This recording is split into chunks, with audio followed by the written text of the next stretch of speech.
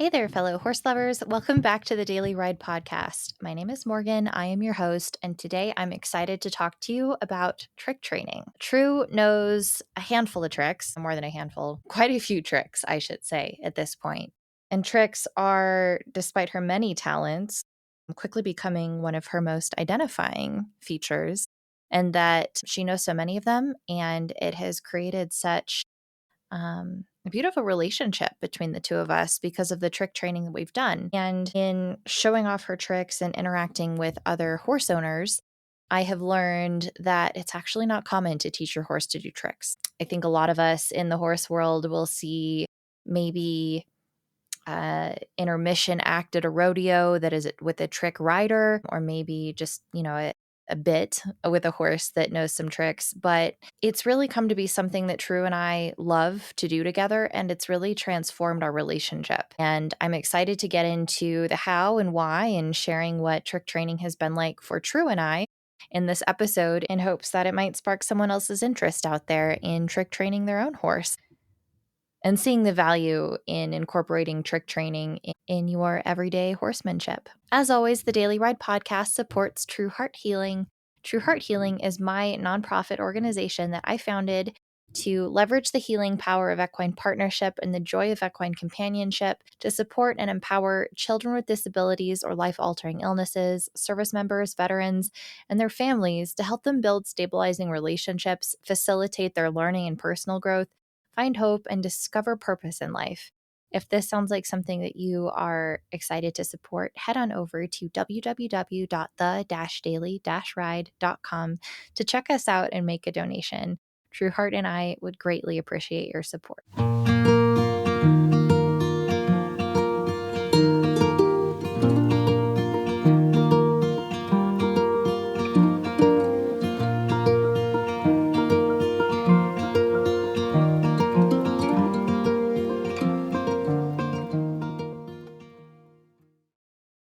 So I want to talk to you today about trick training because it's not just about taking a bow for applause or doing something cute or amusing. Trick training for Trueheart and I has really opened the door to better communication, better enrichment, and a deeper partnership between the two of us. And using trick training, I think has not just improved my mental health, but I think it's improved True's mental health.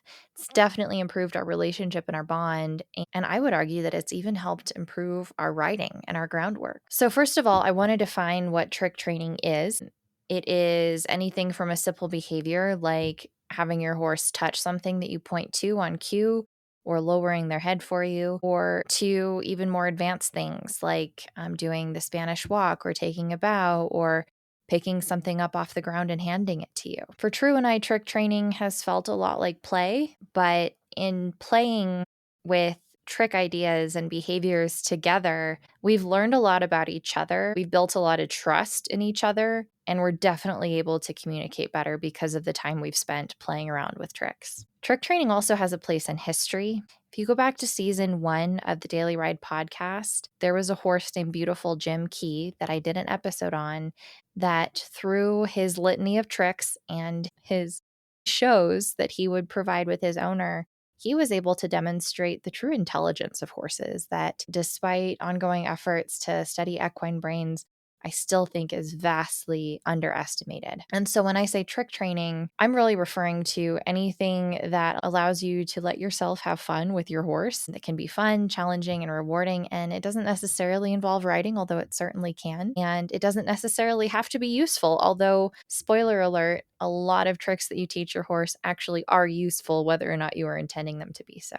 So how did True and I get started with trick training? When I bought her as a little filly who had just turned 2 years old, I did not buy her with the desire to turn her into a trick pony. I bought her hoping that she would be a solid therapy prospect, and she certainly is that. But within a couple of weeks of interacting with her, it became very apparent, not just to me, but to the first trainers I sent her to, that were not a great fit for us, that True is a very different kind of horse. She has a low feathered whirl, If you're interested in rheology and horseanality, please check out the episodes on this podcast with Noche Miller. And learning what her whirl meant was, I think, what planted the seed into trick training for me. Being that she's a low whirl, even though she's got feathering that makes her left-brained, she is introverted. And being left-brained, she needs a logical reason to do something. And unfortunately, a lot of the dominance theory training, a lot of just, I don't know, historical wisdom we've heard in the horse world and any training world for that matter is make your horse move, show them that you're your boss, demand their respect. And that involves waving our arms and applying pressure and getting the whip out. And True does not respond well to those things. The first trainers that I sent her to had developed means process to start 2-year-olds under saddle. And they would do so by hobbling them before saddling. And True did not respond well to being hobbled. She did not understand why they were taking her legs away from her. And as soon as they got the hobbles on, she tore off after or tried to tear off after the guy that had put them on her legs. And they interpreted this behavior as her being aggressive or difficult.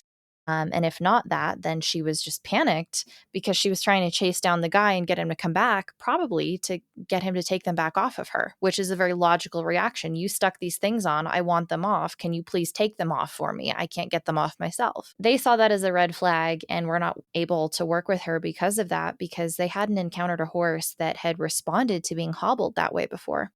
Now True hobbles fine, but she required me to take my time and explain why we were doing what we were doing to her.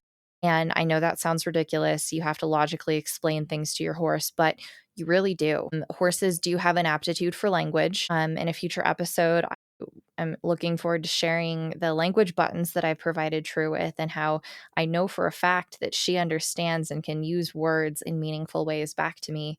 But she also needs to understand things like how to give to pressure and why that's important to understand and why that communication matters.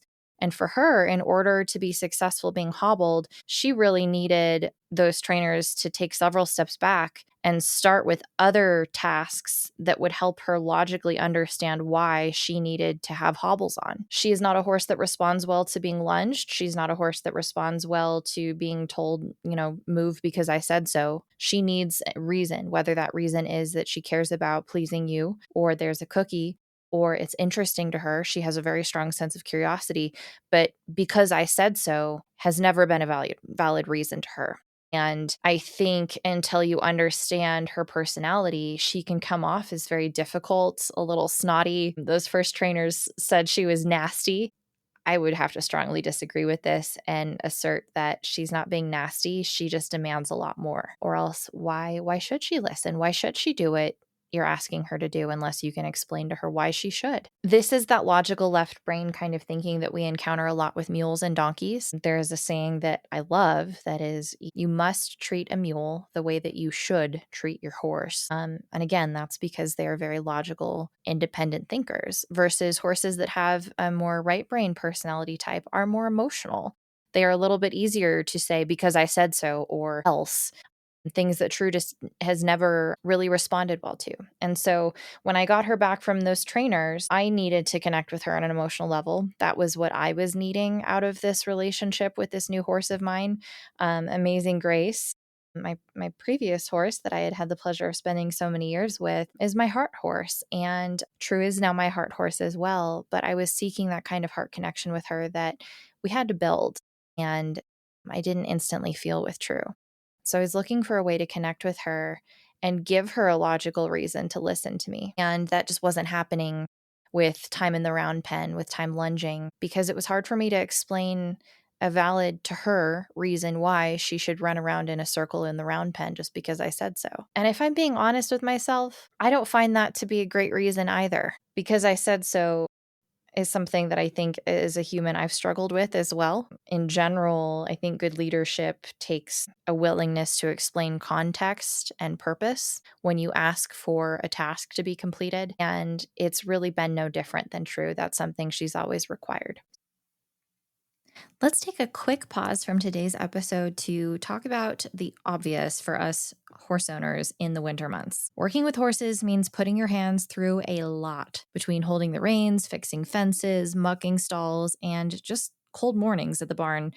I've gone through a lot more gloves than I can count, and I'm really picky. It's hard to find a pair that I really love and can keep up. But recently, I think I found one, and they're called Bare Knuckles. Now, these aren't your average work gloves.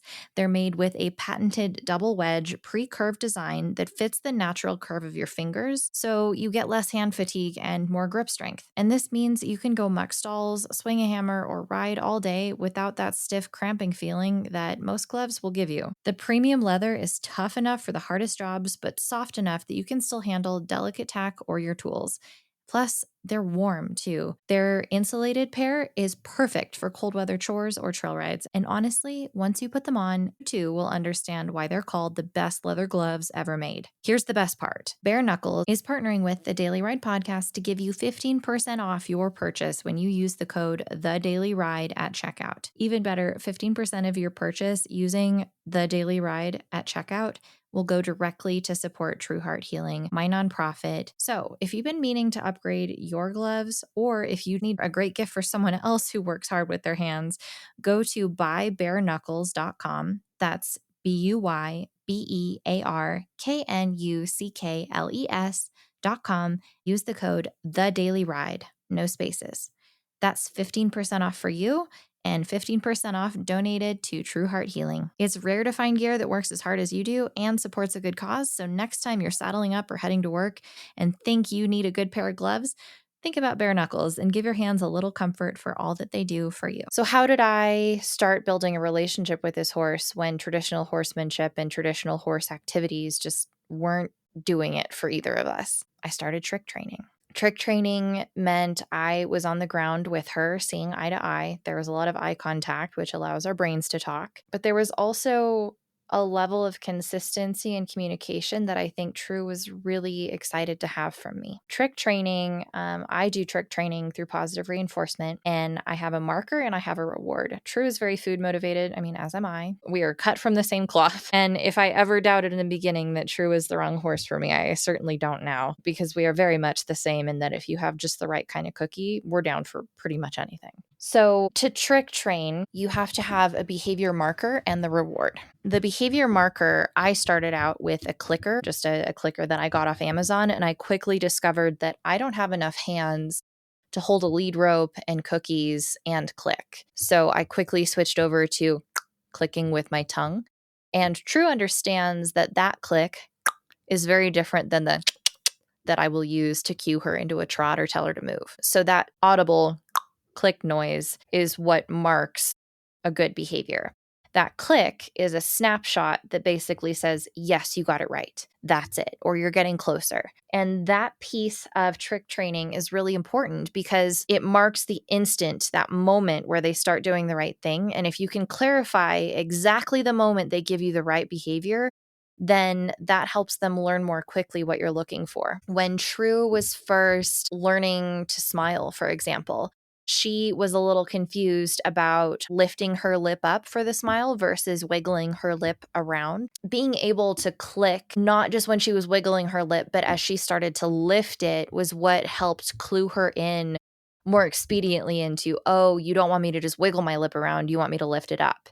And so as part of wiggling her lip around, she would lift it, but clarifying the instant she started to lift it is really what helped communicate the exact behavior I was looking for.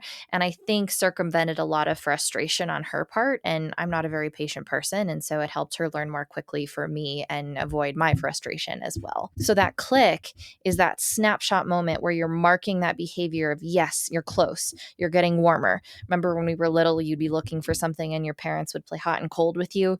Your horse cannot read your mind. And so being able to click and say, yes, this is, you're getting close, you're getting it right. That was what I wanted in that exact moment. Something fast like a click is that exact moment that they understand they're getting warmer, they're getting closer. And then you can give them the cookie at any point after. As long as your horse understands that one click equals one cookie, they know the cookie's coming they're also going to stop mugging you for cookies because they hear that click. They know you're going to give it to them at some point. And so with that understanding, you have your click to mark your behavior, and then you have your cookie, your scratches, whatever is meaningful to your horse, that's positive reward.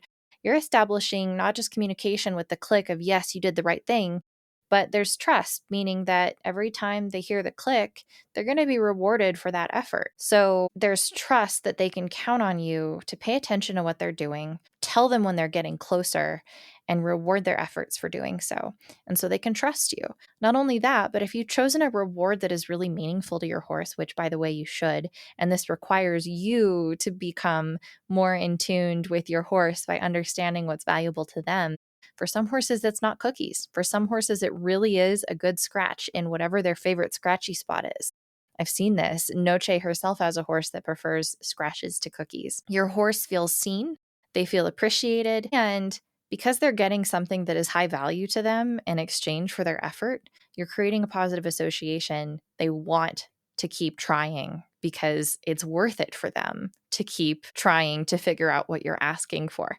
So trick training starts with a click and a reward, cookies, scratches, whatever. The other nice thing about separating click and reward is when you're training something like laying down, you can't always immediately like dart in and hand the cookie to your horse when they have their knees on the ground. That's not always very safe to do, especially if you have a horse that tends to be a little bit more food motivated and can kind of be a bit of a shark. So being able to click, they hear that marker even when you're 5 feet away from them, and they can still understand that they're doing the right behavior, even though you're physically not there handing them the thing or giving them the scratches. This also allows trick training to happen with protected contact. When I first took True home, she kicked the snot out of me. And quite frankly, it scared me. It took me months before I got my confidence back up with her. Protected contact is sometimes necessary, and it certainly was necessary in the beginning with True and I. And so being able to have an audible marker that you can tell them, yes, you're doing the right thing, and you can reward them from over a fence means that trick training, you don't even have to take your horse out of their pen. You don't have to take them out of their stall. You can spend time with your horse. You can provide mental enrichment. You can deepen your connection. And you don't have to put yourself at risk if you're working with a horse that is known to kick. Or if, like me, I was lacking confidence and I didn't want True as a 2-year-old to take advantage of that because she had scared the crap out of me when she kicked me. Trick training allowed us a platform for us both to feel safe and engage with each other and develop that relationship and communication together, even if it meant we were doing so on the other side of a fence panel. So when I first started trick training True, I immediately saw her brighten up. She loves cookies, but then it quickly became something more where she would see me coming and she would walk up to the gate. And not just to see if I had cookies in my pockets. Spoiler alert, I always do. But she was excited to work with me. And I know this because she started offering behaviors, which led us to another very important trick. Be still. I can tell that she loves trick training because she will offer up tricks once in a while just to see if I'm down for it. She'll give me a smile. She'll try and give me a fist bump. And this can be dangerous sometimes. If you're standing there talking to someone, I don't want her swinging her butt around and parking and knocking me off my feet. I don't want her trying to fist bump me and kick me in the back of the leg with her knee. She needs to know when to turn it on and off. And so one of the tricks we had to practice was be still. I don't want to punish her for offering tricks and offering behaviors and being excited and eager to play with me, to engage with me, to give me something, but I do need her to understand when not to. And so another trick that we practiced, I call it a trick, I'm making air quotes right now, even though this is a podcast and you can't see me, was be still. And be still, I cue her by putting my hand on her neck and I tell her to be still, and her job is to do nothing. And if she does nothing, and we've stretched out this period of time of doing nothing to indefinitely, she trusts me that eventually I will click and give her a cookie. Now, I have to be very careful with this because True has taken her own approach to some of my cues and has decided that be still also means don't breathe. So we're working on other behaviors like back up and keep your distance from me and wait. which means hold still and don't move your feet, but you can move your neck around and look at things, but don't move your feet. Because when I ask her to be still, she will also hold her breath. But again, I do think that that speaks to the understanding of language. I found trick training with True to not just be transformative of our relationship together, not that I didn't already feel that joy every time I go out to the barn and I get to see my horse and she's so beautiful and I love her so much and she's mine and I'm feeling all the good things. But I can tell she's excited and shares that same feeling when she approaches me. Whenever she sees my car pull up, she'll come to the fence, she'll offer things, offer behaviors, usually give me a smile. She gives hugs freely, whether or not anyone has asked for them or whether or not she knows we have treats. I've seen her hug people like my mother and like my cousin's kids simply because I know she enjoys them and she has been taught that a hug is a meaningful way to show her affection. She's been rewarded for that, and she knows how to do it safely now by just wrapping her neck around someone. She keeps her feet on the ground, no one gets stepped on, and she's pretty gentle about it. Trick training, I think, has clarified what behaviors are acceptable from her and which ones aren't. We've also gotten better at reading each other's body language. Horses are masters at interpreting tone.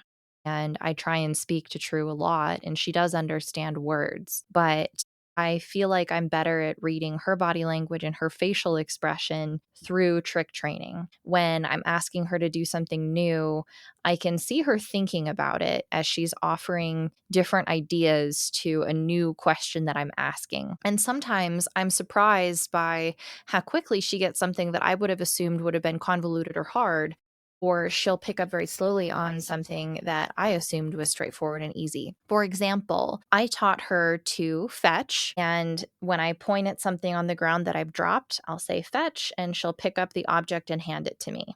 She will also fetch for someone else. If someone else standing with us drops something, she'll pick it up and hand it to the person that dropped it. I thought that would be very confusing when I introduced her to a cow head dummy, roping dummy practice head, and a rope. And I dropped the rope on the ground and I told her, to pick it up. I did not use the cue fetch, but I pointed.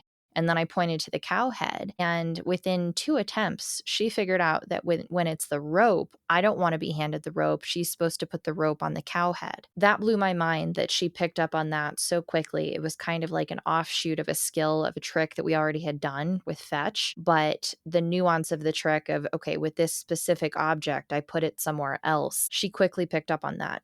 That surprised me. I thought it would be a lot more confusing. A trick that I thought would be really easy, but actually took us a couple hours was body targeting. And so now I call this park because when I climb up on the mounting block, I ask her to park next to me so I can swing my leg over. And so I hold my hand out to her hip and she swings her hip over until it touches my hand. This was very confusing to her. She did not understand what I wanted about holding my hand out to her hip, probably because she had kicked me before and I had been like bracing myself by putting my hand out there trying to keep her at arm's length from me.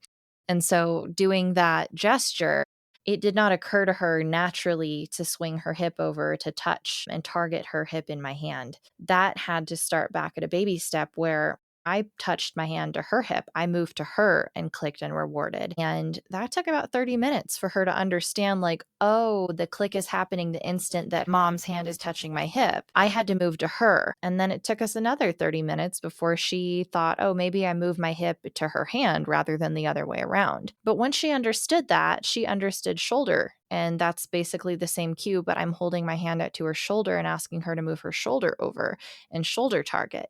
And now we've escalated that to holding a hand both at her shoulder and her hip, and she will side pass towards me into my hands on the ground. Let's take a quick break from this week's episode to talk about one of the Daily Ride podcast's sponsors.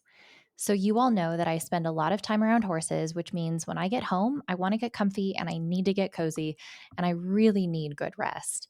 So I'm super excited to tell you that Cozy Earth has decided to partner with the Daily Ride and I have an exclusive discount code to share.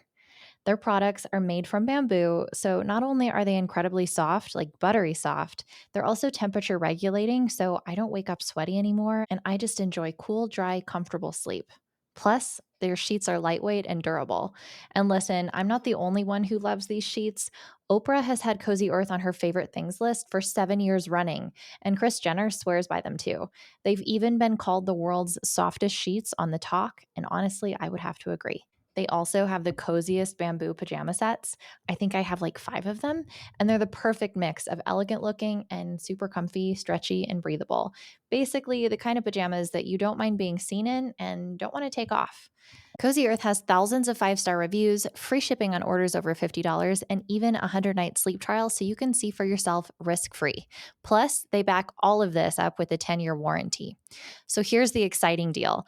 I got the very best discount that they offer, which is 41% off the entire website when you use my code The Daily Ride, no spaces, at cozyearth.com. This takes 41% off of your entire order, and 15% of your purchase goes directly to Trueheart Healing. So this is a win-win. You get their best discount, you're donating to Trueheart Healing, and you get to enjoy the best sheets and pajamas ever.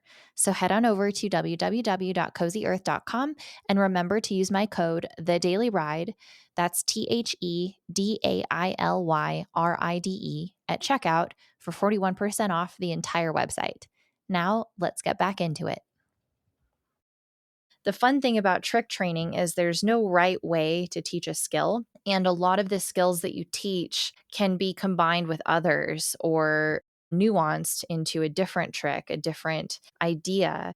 And a lot of the tricks that you can teach are beneficial under saddle. If I can teach True how to side pass beautifully on the ground, it's a lot easier for her to understand that that's what I want from her when I'm on her back. It also helps make sure that we can still practice things like riding skills, like side passing, like turn on the forehand or turn on the haunches if we're on the ground. Because if I can't ride for whatever reason, maybe she's not feeling up to it, I'm not feeling up to it, we can still practice these things. We can still work on our communication. I'm still asking her to engage her body and her mind without having to climb on her back. This is really valuable for horses that might not be broke to ride, might not be safe to ride, or could be rehabilitating for an injury. I really can't think of an instance where a horse wouldn't benefit from trick training in some form. And the other useful thing I've done with True is teaching her a cue to pick up each one of her 4 feet. Her front feet, I say foot, I lift my foot up. Her back feet, I say hitch it, and I pick my foot up and kick it out to the side a little bit. So there's a physical cue that she can see me doing, and then there's an auditory cue that she knows, okay, front or back foot, left or right. And in doing this, she's gotten really good about picking her feet up for the farrier. The smile that she does and showing her front teeth has been very useful for the vet and equine dentist to evaluate her teeth. She's able to show them herself by lifting her lips. And obviously for me, riding her, telling her to fetch stuff has been really helpful. If my hat flies off, she can pick it up for me and I don't have to get off and then climb back on. So a lot of trick training is really useful training as well. Being able to hand target and touch her nose to things has allowed us to work on more complex groundwork patterns.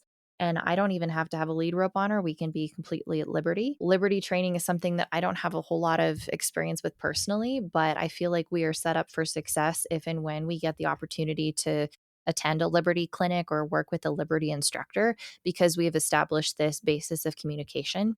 We've also done a lot of work with despooking True. She knows that there's a cue for touch. If I gesture to something and I say touch it, she knows that if she goes up and puts her nose on it, she's going to get a click and a reward for that. And so if we encounter something that she initially spooks at, again, I don't push her towards anything that's scary, but we turn it into a game. So say there's a tarp that wasn't there before, or the tarp was folded differently and now it's a new tarp and we're not sure about it, and she keeps looking at it sideways like it might eat her. We might take our time and mosey over there, touching things as we go, and eventually I'll ask her to touch the tarp with her nose. And once she gets her nose on it and she can smell it and investigate, remember the sense of smell is the strongest sense for a horse. A lot of the scariness and the mystery is gone because she's gotten a chance to investigate and she's smelled it. She knows where it's been. She knows where it is. Maybe she even recognizes the smell, and we've officially despooked the tarp or whatever it was that she needed to touch. Encouraging her to be curious rather than punishing her for spooking has really built her confidence,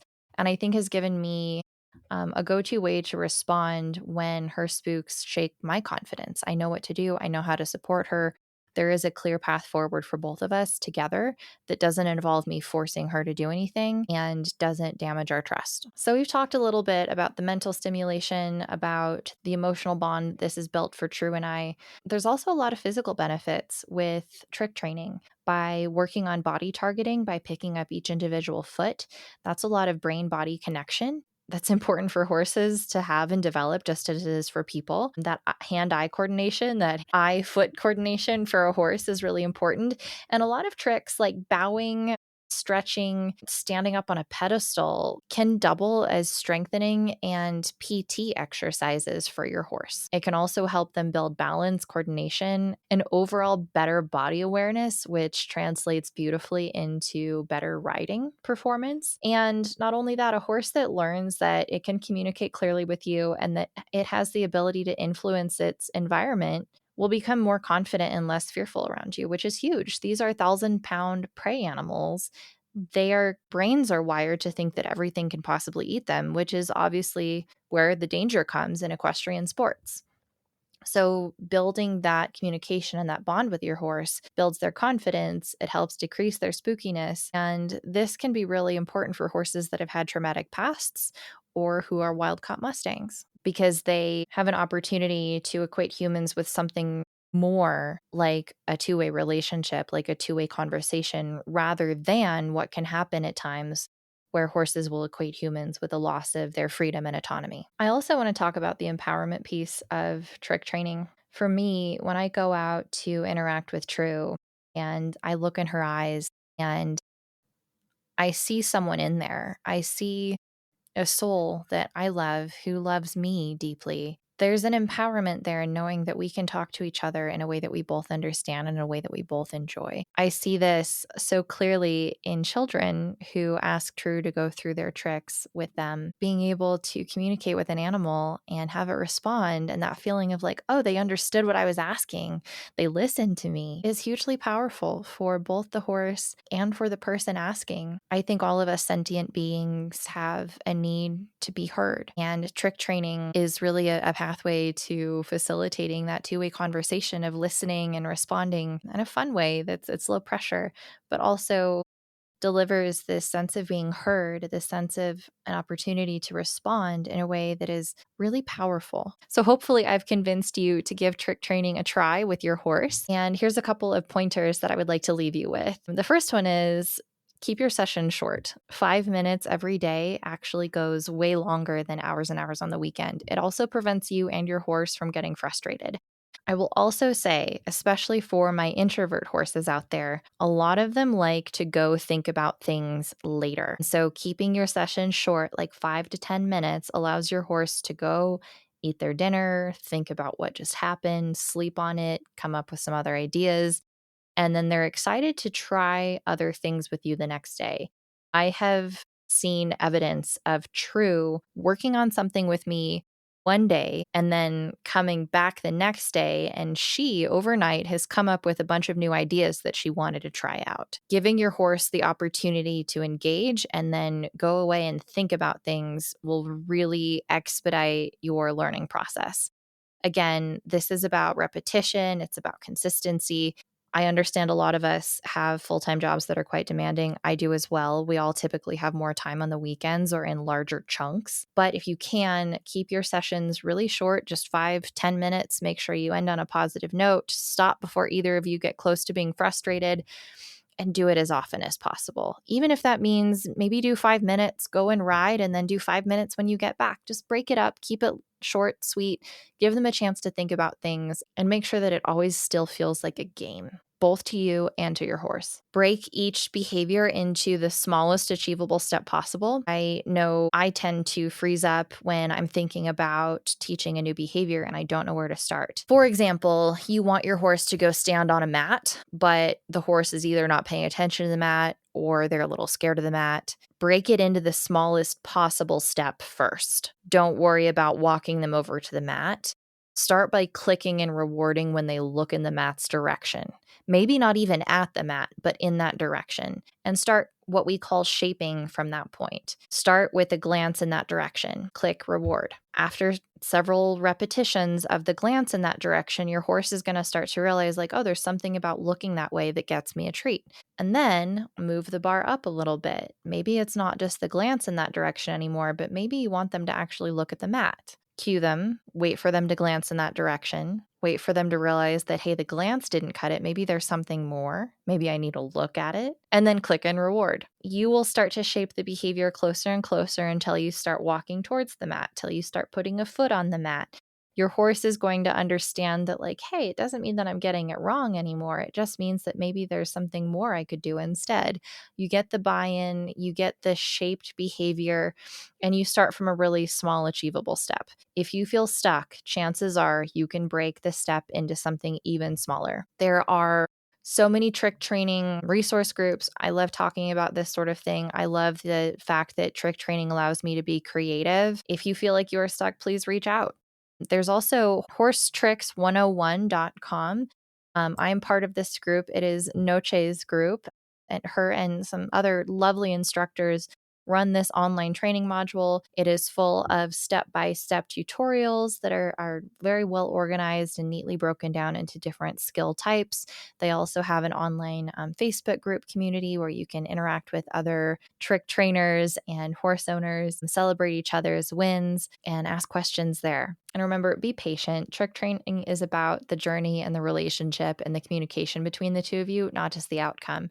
The fact that you're going to end up with a horse that knows 30 odd tricks is just the icing on the cake. The real benefit of trick training is being able to communicate clearly with each other and this beautiful two-way conversation you're establishing between you and your horse. The final point about trick training I would like to leave you with is that trick training can help your horse refocus after upset. Being able to have a couple of tricks in your back pocket that your horse easily knows the answer to can help de-escalate from things.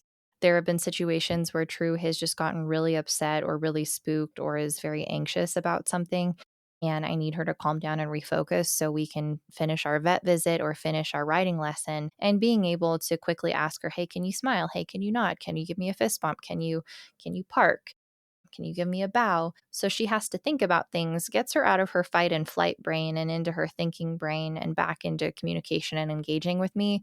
And so trick training in that way has helped us take care of our mental health together and stay focused and stay safe and de-escalate emotional situations. I also know that my trainer Tara has used teaching a trick like hug in the past to help a horse overcome their fear of being touched by people.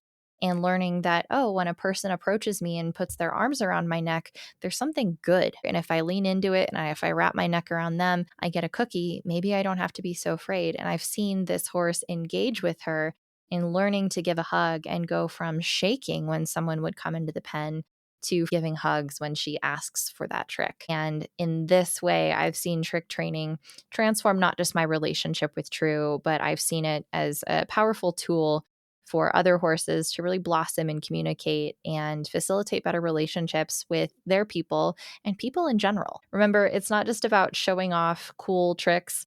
It's about showing up for your horse in a way that is fun and creative and allows the two of you to connect. When you step into the arena or the pasture with the mindset of playing together, you remind yourself and your horse that your relationship is about way more than just work. It's about joy, about building curiosity, and about trusting each other. So the next time you're with your horse, try working on a new trick. Ask for them to touch a cone, ring a bell, lower their head, or maybe try smiling. Watch their eyes light up with curiosity day after day, every time you practice this, and feel that joy bubbling up in your own chest. That is the magic of trick training. Remember, it's not about the tricks. It's about the relationship that gets you there. This has been another episode of the Daily Ride podcast. If you've enjoyed this show, please make sure you're subscribed. Go leave us a positive review and a comment, and check out www.the-daily-ride.com to learn more about Trueheart healing and leave a donation. Thank you so much for being here. I hope you've enjoyed learning about trick training. And until the next time, enjoy the ride.